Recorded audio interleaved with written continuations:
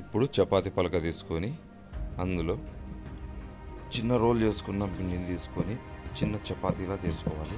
చిన్న సైజుగా అండి, పెద్దగా కాదు. ఇలా చేసుకున్న తర్వాత మనం కలుపుకున్న మిశ్రమాన్ని అందులో వేసి చుట్టూ వాటర్ అంటించి రోల్ చేసుకోవాలి. ఈ విధంగా రోల్ చేసుకోవాలండి. ఈ విధంగా మొత్తం రోల్ చేసుకొని ఈ విధంగా ఇప్పుడు మిగతా పిండిని కూడా ఇలాగే మొత్తం చిన్న చపాతీలా చేసుకొని మన మిశ్రమాన్ని కలుపుకుంటూ మొత్తం రోల్ చేసి పెట్టుకోవాలండి. ఇలా ఒక్కొక్కటి చేసుకొని ఒక ప్లేట్లోకి పెట్టుకోవాలి.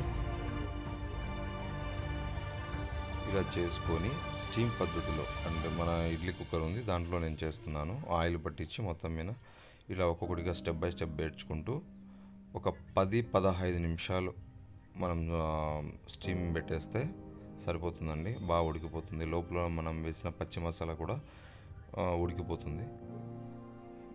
ఈ విధంగా స్టవ్ మీద పెట్టి లాక్ చేసుకోవాలి.